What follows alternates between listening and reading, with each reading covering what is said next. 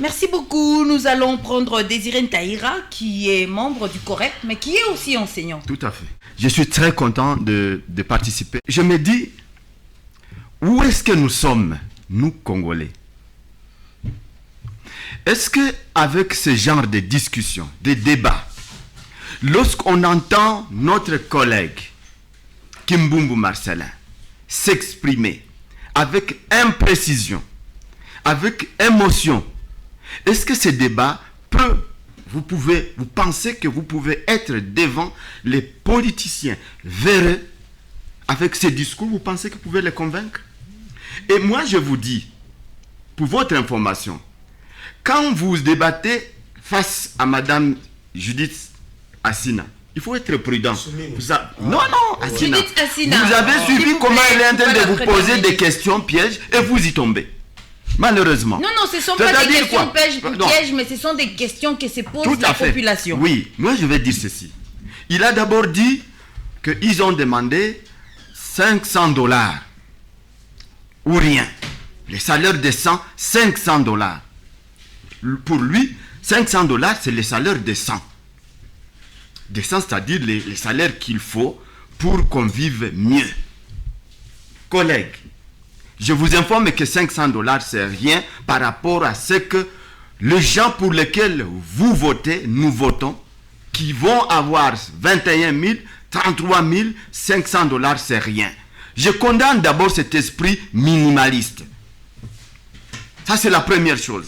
Et sur ce combat-là, vous l'avez perdu. Vous-même, vous êtes dit, non, qu'on nous donne 100 000 francs. C'est 50 000 francs d'ailleurs. Donnez-nous d'abord par premier palier 50 000 francs. Et vous jurez que si on vous donne les 50 000 francs, vous rentrez à l'école. Donc vous oubliez facilement les $500, vous tombez dans l'humiliation de 50 000 francs. 50 000 francs, faites le calcul, c'est combien de dollars? Ça, c'est de 2. 3. Chers collègues, l'avenir de ce pays dépend de ce que nous faisons à l'école, de ces enfants qui vous écoutent, de ces parents qui vont faire étudier leurs enfants. Vous imaginez que, vous dites qu'on a dit que vous avez donné le chiffre de 700 000 enseignants, n'est-ce pas? 700 000 enseignants. Et $500, on vous a montré que c'est peu, c'est beaucoup. Si vous prenez 700 000 enseignants fois $500, ça fait par mois 350 000 $. Fois 12. J'y vais. Fois 12. Ça fait 4 200 000 $. 4 milliards. Non. Oui, ça fait 4 milliards. 4 milliards. 4 milliards. Ça fait 4 milliards. 4 milliards 200 millions de dollars par an. Ok. 4 milliards 200 millions de dollars par an. Je veux bien. Vous pensez que ces millions de dollars que vos interlocuteurs détournent. Vous pensez que c'est beaucoup, c'est peu? C'est beaucoup? Ce n'est pas beaucoup si on veut maximiser la qualité de l'enseignant. Monsieur Alex vient du Canada. Il connaît le système éducatif du Canada. Il connaît comment les autres nations ont mis. Donc, Désiré Ntaïra, vous voulez comparer la République démocratique du Congo au Canada? Pourquoi pas? Le Canada, c'est un pays. Le Congo, c'est un pays. Et je vous dis que le Congo, c'est un pays où l'enseignant a $80 américains des salaires. Oui, c'est parce que nos dirigeants veulent maintenir les enseignants dans ce tableau-là. Et je vais dire à notre collègue les noms dits de ces politiciens. Quand vous allez devant les politiciens, il faut avoir des nerfs solides. Il faut tenir. Parce qu'ils vont vous donner tout ce qu'il y a comme faveur. Ils vont vous loger, ils vont vous donner le transport, ils vont vous donner les unités, ils vont vous donner la corruption même. Vous avez refusé qu'on ne vous a pas corrompu. Je ne suis pas d'accord, je ne confirme pas non plus qu'on vous a corrompu. Mais les Congolais, les politiciens congolais, mon frère, il est capable de vous donner tout ce qu'il peut vous donner pourvu qu'il trouve sa cause. Nous étions pendant les élections ici. On a vu des candidats, n'est-ce pas Alex, nous étions ensemble, on a vu des candidats en train de donner 20 000 francs par individu. Kimbumbu. Ils ont donné 20 000 francs par individu, alors que si vous leur demandez même 5 000 francs ou 1 000 francs maintenant, ils ne peuvent pas vous les donner. Parce qu'ils ont déjà trouvé leur gain de cause.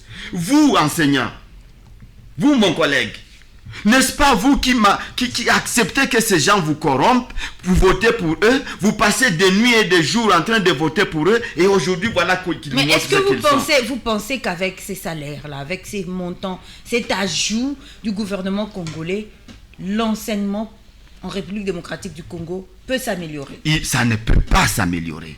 Ça ne peut jamais s'améliorer. Madame, un enseignant frustré, un enseignant découragé, il forme quoi et forme qui? Il va former qui? Il va former quoi? Maintenant, ils disent qu'ils vont paralyser la rentrée scolaire. Non, mon ami. Vous savez vous-même que vous allez rentrer. Vous allez rentrer parce que vous pouvez dire nous n'allons pas rentrer. Mais vos collègues vont y aller. Ils vont vous trahir. Ne prenez pas ces propos populistes ici pour dire que nous n'allons pas rentrer. Vous allez rentrer. Vous allez rentrer pourquoi? Parce que vous serez pressé par les parents, par vos promoteurs, par les chefs les promoteurs, n'est-ce pas, les différents gestionnaires des écoles. Ils vont vous presser. S'il vous plaît, nous allons prendre cet auditeur. Allô? Allô? Bonjour Radio Sven. Allô? Allô? Je crois que la connexion RTL a un souci. Et donc, je peux vous dire, mon frère, si vous estimez bien dans les jours à venir, parce qu'un enseignant, c'est quelqu'un qui prévoit, il fait la prévision du temps. Un enseignant, c'est quelqu'un qui connaît. Vous êtes un savant, ignoré, mais mal placé. Un enseignant, c'est quelqu'un qui a des valeurs, et vous les avez. Vous ne devez pas tronquer ces valeurs-là pour des miettes de 50 000 francs ou 100 000 francs. Ne vous battez pas pour ça. Il faut avoir une vision de loin. 500 $, c'est rien par rapport à ce que vous donnez, à ce que nous donnons comme qualité. Et donc, nous avons besoin d'être respectés. Et qui va nous respecter? C'est nous-mêmes qui devons nous faire respecter. Si on ne se bat pas, personne ne va se battre pour nous. Leurs enfants n'étudient pas au Congo. Ok? Leurs enfants n'étudient pas au Congo. Je vous dis, ces enfants-là, les enfants de ces dignitaires, étudient dans des paradis fiscaux. Ne trompez pas les parents, ne trompez pas les enfants que vous n'allez pas rentrer. Parce qu'il y aura rentrée. Si vous ne rentrez pas... Il a dit il y aura rentrée si leur compte est crédité de ces 50 000 francs de surplus. C'est désolant, mon cher ami. C'est désolant, cher collègue, quand vous parlez de ces 50 000 francs. Il y a le porte-parole du gouvernorat de province qui est ici. Comment vous pouvez vous entendre que vous dites 50 000 francs? Collègues, 50 000 francs avec les diplômes que vous avez, vous dites 50 000 francs aux médias? Ça, c'est terrible. Donc, et vous mentez aussi que la réunion s'est terminée en catastrophe. Donc, non. Les gens qui n'ont pas assez de diplômes peuvent avoir 50 000 francs de surplus. C'est ce pas que ça vous voulez seulement. dire. C'est pas ça seulement. L'enseignant, je lui ai dit que c'est un savant. C'est-à-dire que ceux qui ont des diplômes et ceux qui ne l'ont pas, tout le monde a droit au salaire décent dans ce pays. Ce ne sont pas les ministres seulement, ou les gouverneurs, ou les mandataires du gouvernement central ou pas, qui ont droit à des faveurs de ce pays. Nous tous, nous sommes des Congolais, nous avons besoin d'en bénéficier. Mais la façon dont nos collègues font leur plaidoirie, en tout cas, je déteste. Je ne suis pas d'accord avec ça. Vous devez vous battre. Et c'est pourquoi je vais chuter en disant... N'ayez pas peur, mes chers amis, de maintenir votre position de grève. Il faut qu'on puisse paralyser cet enseignement pendant 2, 3, 4 mois et ils vont revenir vous négocier. Mais lorsque vous réclamez 50 000 francs, ils vont vous les donner facilement. Donc, je vous dis, rejoignez-nous dans notre lutte. Soyez politique. Transformez votre lutte syndicale en une lutte politique. Mais si l'enseignement devient politique, qui restera-t-il? Non, un enseignant doit faire la politique. Moi, je suis enseignant, j'ai fait la politique. Comment un syndicaliste peut devenir politique? Mais comment... Ça, c'est une bonne chose, une bonne question. Comment un syndicaliste peut devenir politicien? Nous allons essayer de prendre cet appel. Allô? Allô?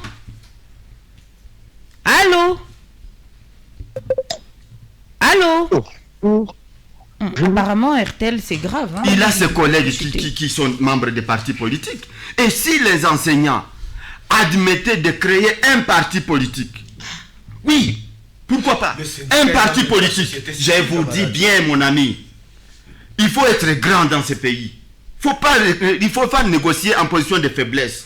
Ok, il faut être dans un parti, créer un parti politique. Si on crée un parti politique des enseignants, je vous dis que dans chaque famille, il y a au moins 2 élèves ou 2 étudiants. Et chaque étudiant a des parents. Je vous dis qu'on peut avoir suffisamment un gouvernement des enseignants, un gouvernement prévention même où il y a des enseignants, on va bien faire la lutte. Merci Mais beaucoup. lorsque vous y allez, vous commencez à dire donnons-nous 50 000 francs, donnons-nous 50 000 francs, et vous donnez le kilo de réclamer 50 000 francs à la... Merci beaucoup, Désiré.